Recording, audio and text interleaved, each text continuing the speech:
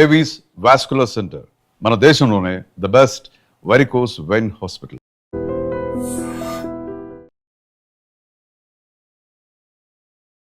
Welcome to I dream. This is Lumbini. బయట ఏ చెత్త దొరికితే అది ఏ టైంలో పడితే ఆ టైంలో తింటున్నారా? ఇంటికి వచ్చి కూడా పార్సల్ తెచ్చుకొని ఇలాంటి ఆన్లైన్లో ఆర్డర్ చేసుకొని ఇలాంటి ఫుడ్ తినడం వల్ల గ్యాస్ట్రిక్ ప్రాబ్లమ్స్ పెరిగిపోతూ ఉంటాయి. సో జనరలీ ఏ ప్రాబ్లమ్కి ఎలాంటి సొల్యూషన్ చెప్పాలి అంటే ప్రముఖ వైద్యులే చెప్పాలి. సో మనతో పాటు జాయిన్ అవబోతున్నారు ప్రముఖ వైద్యులు, మనందరికీ ఎంతో సుపరిచితం, మెడికల్ కౌన్సిల్ ఆఫ్ ఇండియా మాజీ సభ్యులు డాక్టర్ సిఎల్ వెంకట్రావు గారు మనతో పాటు ఉన్నారు. ఆయనతో మాట్లాడదాం. సార్ నమస్తే. సార్ నమస్తే. సార్, గ్యాస్ట్రిక్ ప్రాబ్లమ్స్ చిన్న పెద్ద తేడా లేకుండా ప్రతి ఒక్కరికి ఏదో ఒక టైంలో వస్తుంది. ఇంకొకసారి మార్నింగే హెవీగా పెయిన్ రావడం, కడుపు నొప్పి రావడం ఇలాంటివి ఎక్కువైపోతూ ఉన్నాయి కదా. సో దీనికి ఏం చేయాలంటారు? ఈ గ్యాస్ ట్రబుల్ అనేది స్వయంకృతాపరాధము. మనం తినే ఆహార పదార్థాల ప్రభావము, మన అలవాట్లకు వస్తే ధూమపానం, బీడీ, సిగరెట్, చుట్టా, గుట్కా, పాన్ పరాగు, నస్యము, జరదాకిల్లి ఇవన్నీ పొగాకు ఉత్పత్తులలో ఉండే నికోటిన్ ప్రభావం వల్ల గ్యాస్ ట్రబుల్ వస్తుంది. ఇక దీంతోపాటు మద్యం, అవి ఏ రకమైనా సరే, అది బీరు, బ్రాందీ, విస్కీ, భారతదేశంనైనా విదేశంనైనా ఏదైనా మద్యం సేవించడం వల్ల ఆ జీర్ణాశయం నుండి సున్నితమైన పొర దెబ్బతిని గ్యాస్ ట్రబుల్ వస్తుంది. కనుక ఈ రోజున ఆహార పదార్థాలు మనం తీసుకునే విధానాన్ని బట్టి కూడా ఉంటుంది. జంక్ ఫుడ్, ఫాస్ట్ ఫుడ్ తింటే గ్యాస్ ట్రబుల్ రాకేమొస్తుంది? పిల్లలకే నేర్పిస్తున్నారు. పిల్లలు చిన్న పిల్లలకి జంక్ ఫుడ్, ఫాస్ట్ ఫుడ్ పెడుతున్నారు. అది దానివల్ల కూడా గ్యాస్ ట్రబుల్ వస్తుంది. పిజ్జాలు, బర్గర్లు, నూడిల్స్, ఈ ఫ్రైడ్ రైస్లు, వీటి వల్ల అదే బయట తింటే వస్తుంది, అదే ఇంట్లో కూడా చేస్తున్నారు. ఇంట్లో తయారు చేయడం కూడా చేసినా ఎక్కడ చేసినా, రెస్టారెంట్లో తింటే ఇంకా దరిద్రం. సగం మేలు ఇంట్లో చేస్తే. ఇప్పుడు ఈ నూడిల్స్లోను, ఫ్రైడ్ రైస్లోను టేస్టింగ్ సాల్ట్, అజినామోటో అని ఉప్పేస్తారు. దానివల్ల ఈ గ్యాస్ట్రిక్ సమస్యలే కాదు, మగపిల్లలకి వాళ్ళ యొక్క మగతనం కూడా లోపించే అవకాశం ఉంది. బరువు పెరిగిపోతారు, అడ్డంగా పెరిగిపోతారు. కనుక ఎవ్వరూ కూడా మీరు రెస్టారెంట్కి వెళ్తే టేస్టింగ్ సాల్ట్ వేయొద్దని చెప్పండి. కొంతమంది కొనుక్కు తెచ్చుకుని ఇంట్లో కూడా వాడుతున్నారు. ఇంట్లో టేస్టింగ్ సాల్ట్ వాడద్దు. తర్వాత మనం తీసుకునే ఆహార నియమాలు అంటే వేళలు. ఉదయం 8-9 మధ్యలో టిఫిన్ చేయాలి. 12-1 గంట మధ్యలో మధ్యాహ్న భోజనం. చాలామంది సాయంత్రం ఏమీ తీసుకోరు. మధ్యాహ్నం భోంచేసి ఇక రాత్రి భోజనమే. సాయంత్రం 4-5 గంటల మధ్యలో విధిగా అల్పాహారం తీసుకోవాలి. మజ్జిగో, బిస్కెట్లో, పండు ముక్కలో ఏదో ఒకటి అల్పాహారం, లేదంటే శనగలో, పచ్చి బఠానీలో నానబెట్టి ఉడకబెట్టి తాలింపు వేసుకుని తినాలి. రాత్రి 8-9 మధ్యలో మళ్ళీ భోంచేయాలి. జపాన్ వాళ్ళైతే మధ్యాహ్నం 12ంటికి మధ్యాహ్న భోజనం, కరెక్ట్గా 6ంటికి వాళ్ళు రాత్రి భోజనం చేస్తారు. మరి ఇప్పుడు యువత పట్టణాల్లోనూ వాళ్ళు ఏంటి మిడ్ నైట్ బిర్యానీలకు వెళ్తున్నారు. అంత మిగిలిపోయిన దాన్ని అంత పెట్టేసి 12ంటికి రమ్మంటారు. సగం రేటు డిస్కౌంట్ ఆఫర్లు పెడతారు. కుర్రవాళ్ళందరూ 12 ఎప్పుడు అవుతుందా అని అర్ధరాత్రి వేచి చూస్తుంటారు. ఒక్కసారిగా గేట్లు తెరిచి లోపలికి వెళ్తారు. మిగిలిపోయినవన్నీ లైన్లో పెట్టేస్తారు. తినడం ఇష్టం, ఎంతైనా తినండి అని బఫే పెడతారు. ఇక వాళ్ళు మొదలెట్టి 12ంటికి నుంచి రాత్రి 2-3 దాకా తినటం, తాగటం, సిగరెట్లు తాగటం, వీటన్నిటి వల్ల గ్యాస్ ట్రబుల్ కాక ఏమొస్తుంది? ఇంకోటి ఏంటంటే దక్షిణ భారతంలో మనం తిన్నంత ఘాటైన పదార్థాలు ప్రపంచంలో ఎవరు తినరు. మనం కూర వండుకుంటే దాంట్లో పచ్చిమిరపకాయలు వేస్తారు, ఎండుమిరపకాయలు వేస్తారు, మళ్ళీ కారం వేస్తారు, మిరియాలు, ఇవన్నీ కాక మళ్ళీ మాంసాహారం అయితే మసాలా, మిరియాలు, దాల్చిన చెక్క, లవంగము, యాలకులు ఇవన్నీ కలిపేసి దట్టంగా వేస్తారు.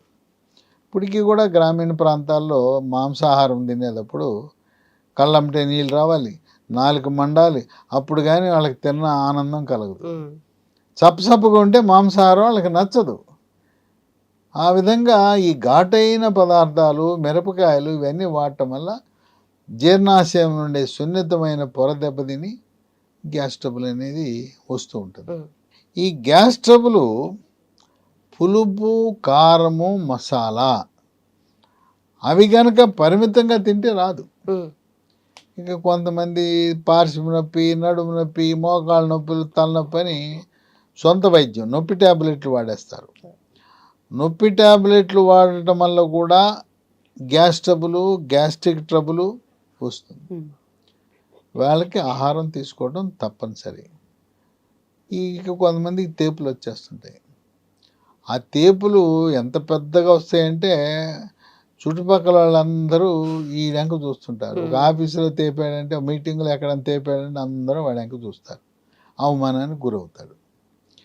తేపు అంటే మనం ఆహారము తీసుకునేటప్పుడు అన్నంతో పాటు కొంత గాలి వెళ్ళిపోతుంది లోపలికి.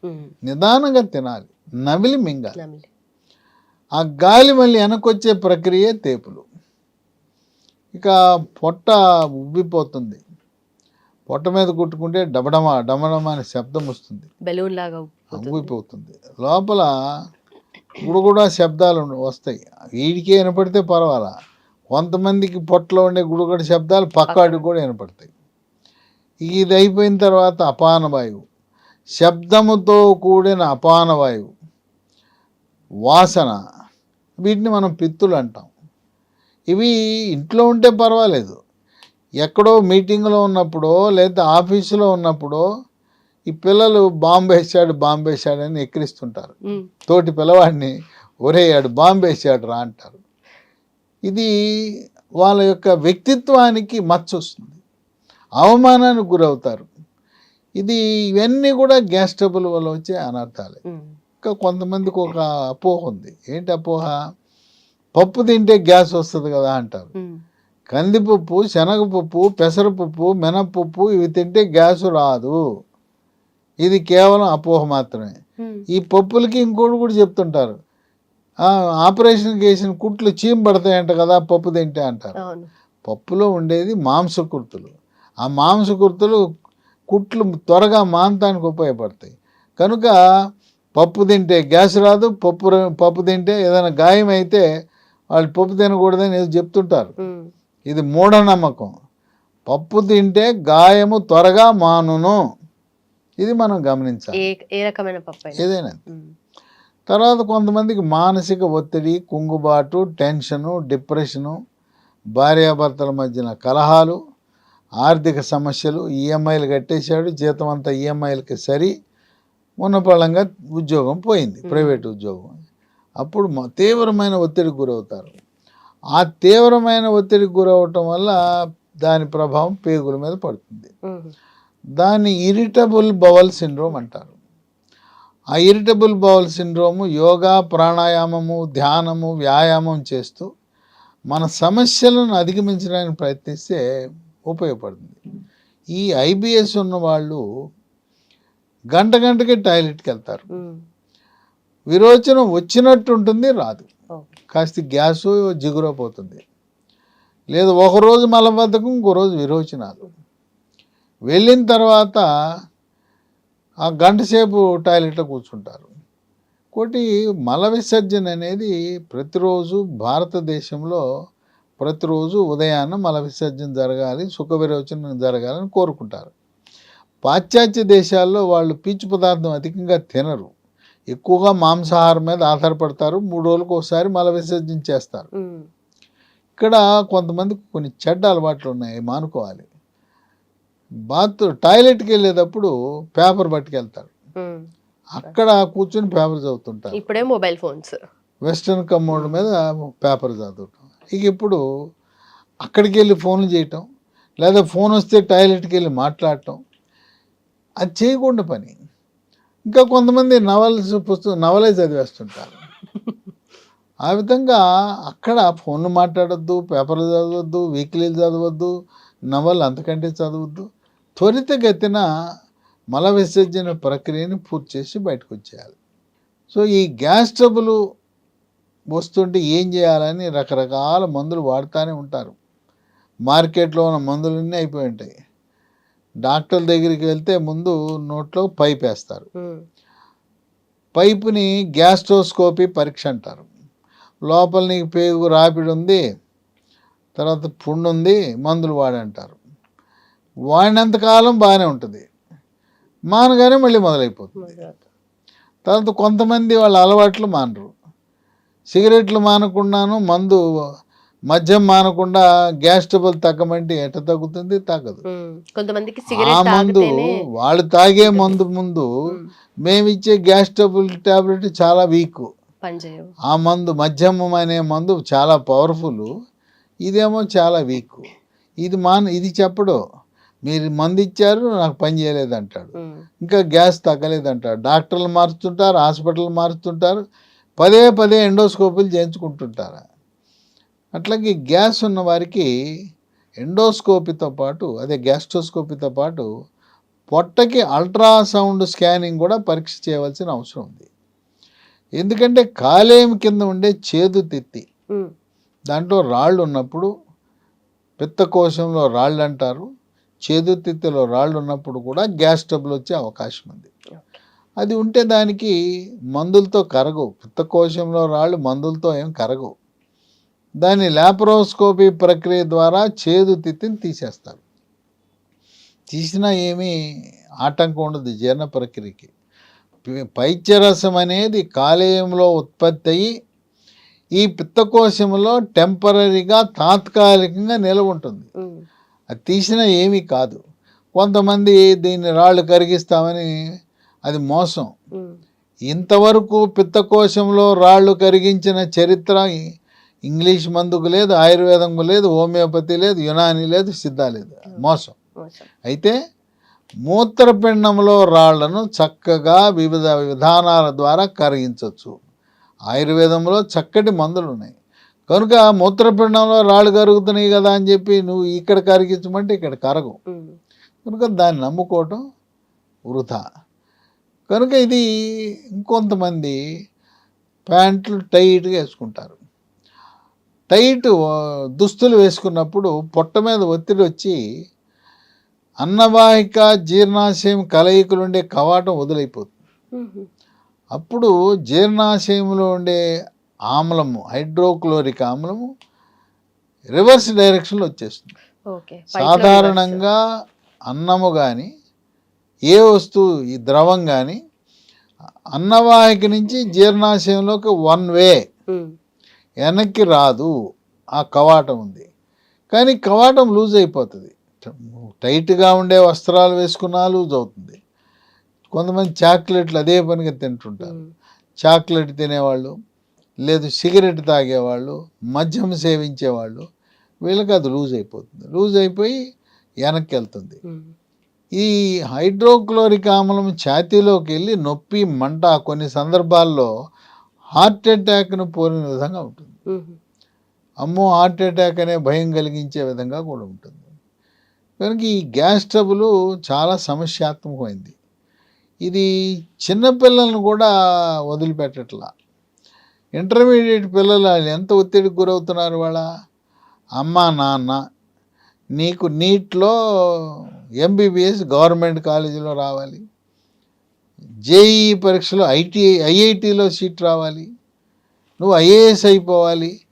ఇలా తల్లిదండ్రుల ఆకాంక్షలు, వాళ్ళ కోరికల మేరకు పిల్లల్ని ఒత్తిడికి గురి చేస్తున్నారు. ఇంటికాడ అమ్మా నాన్న ఒత్తిడికి గురి చేస్తుంటే అక్కడ ఆ కార్పొరేట్ కళాశాలలో వాళ్ళు వీళ్ళని తోమి ర్యాంకులు తెచ్చుకుని సీట్లు తెచ్చి టీవీల్లోనూ లేకపోతే సోషల్ మీడియాలో 1, 2, 3 పేపర్లో ప్రకటనలు వేసుకోవాలని ఆడ తపన వాళ్ళకి. వాళ్ళ తపన ఏంటంటే అడ్వర్టైజ్మెంట్ వేసుకోవటానికి మా సంస్థలో చదివిన వాళ్ళకి 1, 2, 3, 5, 6 వచ్చినాయి అని చెప్పుకోవటం కోసం. ఈ విధంగా పిల్లల మీద ఎంత 15 నుంచి 17 ఏళ్ళ వయసు పిల్లల్ని పట్టుకుని వాళ్ళ మీద అంత భారము, ఒత్తిడి వేయటం వల్ల ఈ గ్యాస్ ట్రబుల్ వస్తూ ఉంటుంది. కనుక ఈ గ్యాస్ ట్రబుల్నికి అన్ని రకరకాల మందులు ఉన్నాయి. వాడినప్పుడు తగ్గుతుంది, అది మానగానే మళ్ళీ మొదలు. అటువంటి సందర్భంలో లీ ఫార్మా కంపెనీ వారు ప్రకృతి ప్రసాదించిన వస్తువులతో తయారు చేసిన ఒక మందుని తయారు చేశారు.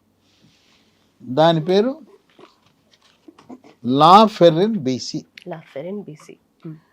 ఈ లాఫెరిన్ బీసీ ఏంటంటే దీని గుణం మనకి జీర్ణకోశంలో చెడు బ్యాక్టీరియా మంచి బ్యాక్టీరియా ఉంటాయి.